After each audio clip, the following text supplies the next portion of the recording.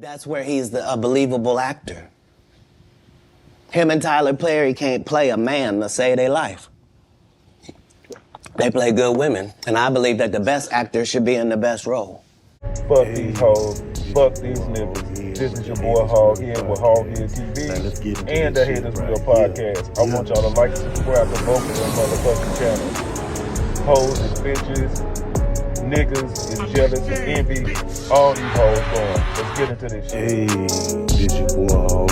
Katt say you stole one of his jokes. Yeah, like, I mean, it was ridiculous. You know what I mean? It was like the idea of the joke that he was even talking about don't even match up with no timeline. So for me, it was one of those things like... Did you have a conversation? Did you guys sell it? Did you have a conversation with Katt? Well, I responded to him the way he responded to me, but that's what I said as well. I've seen Katt, you know, even before then. Right. I've seen this guy 30 times. Like, dog, if you literally was that upset about it, like, dog, just step to me and say, hey, yeah, why didn't you say nothing? Like, that don't even make sense. This is some internet shit, and that's all I can say. So, you know, when I responded to him, he didn't respond back to me, and I left it at that. Do you feel that someone else has stolen some of your material? Oh, that's a part of this business, right? Like, you know, and I think that, you know, sometimes it's intentional and sometimes it's not, right? In any way, shape, form, or fashion, this is some other shit. I don't know why he came out here with all this money y'all spent on them motherfucking tickets and talked about a lady in the audience for 15 goddamn minutes.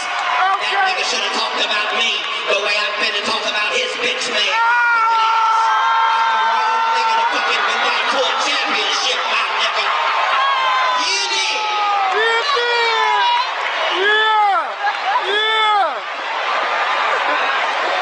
You see that nigga had to take off that lace front high top fade before he came out here to battle me, goddamn. I plays no motherfucking game, Steve. I'm a little nigga, I fight dirty. You did. You did, baby. What the fuck is he thinking about? He trying to copy off me and bring that ugly ass, sparkly ass tie out with a regular black suit like he was going to a funeral. Yours, nigga, yours.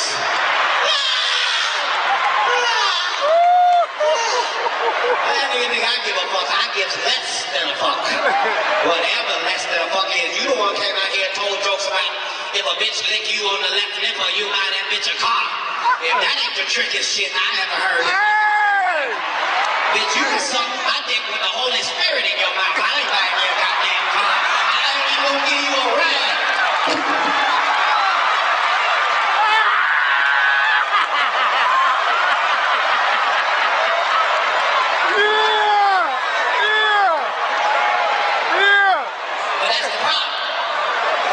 It's a generation gap. Damn generation gap. Nigga, he the shit because he was the shit in 1968. Nigga, I'm the shit this evening, my nigga, this evening. I know my niggas is up in here. I ain't got to ask. I ain't scared about being in the motherfucking round. I go round this bitch as long as this bitch go round. Where you at, Steve? He looked at me and said, I don't like him. I said, I don't like him either. Let's fast forward it to when this disrespectful nigga did something called the original Kings of Comedy. Oh. As if Richard Pryor didn't live and walk this very same earth. How the fuck you gonna be the original King of Comedy, nigga? Did it start with you, you disrespectful son of a bitch? Not Richard Pryor, not Bill Cosby, Steve Harvey is the original King of Comedy.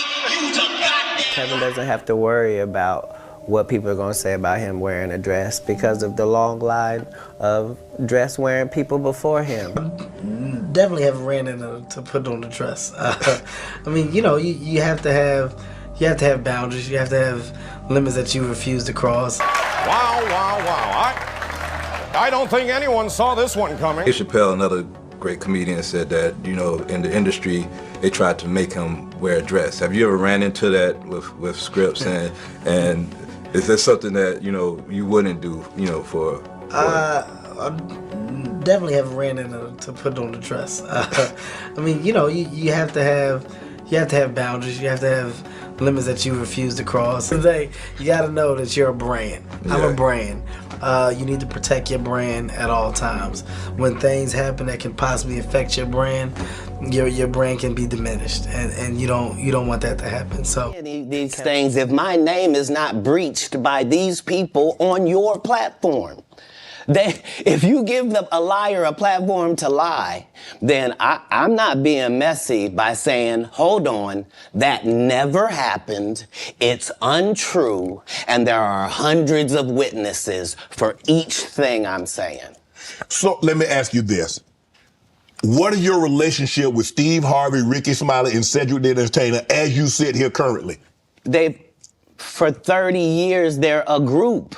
These aren't three random guys. The way that Rickey Smiley kept appearing at all of my auditions is because of Steven said he would tell anybody that, listen, they got a gang on that side. They know what it is. They know who the gang is. Why Earthquake not in movies? 'Cause he's illiterate. He can't read. And they found that out when they gave him a show and put the cards in front of him. Like, all of these dudes are co-entwined and they share secrets, and this is the age of truth. And the truth doesn't need to be scared of the fact that people tell lies.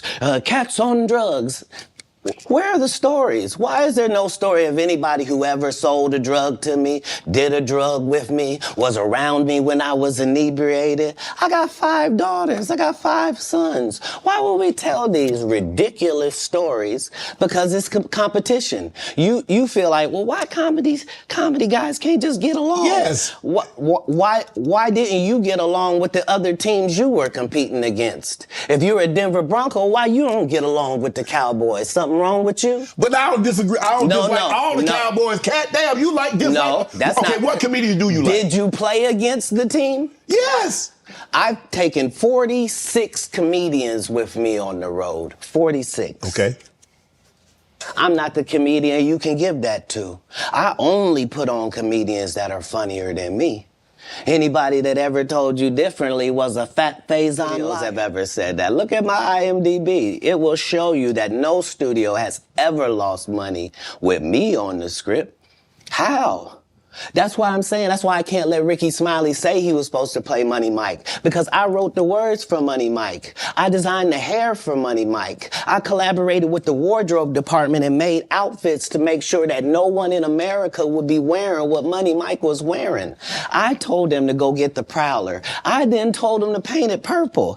I told them don't have an actor playing a pimp. We could get an actual pimp, Archbishop Magic Don Juan, to play. Like, I did far too much work for somebody to come years later and try to tag along just for their own self-aggrandizement. When we saw Mike, damn, I call him Money Mike. When we saw Katt, you know, when I saw him, I just knew that he was perfect for Money Mike. And, you know, Katt, you know, said he wrote his role, which, the role was written, but he enhanced it. This is why Katt was so dope in the movie. You know, Money Mike had a small role, you know, about as big as the Santa Claus role, but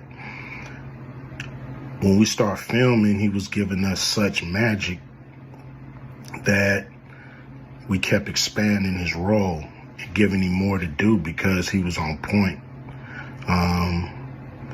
You know, when we shoot these movies, you know, for one, the scripts are fire, or they wouldn't even do it. The scripts are laugh out funny.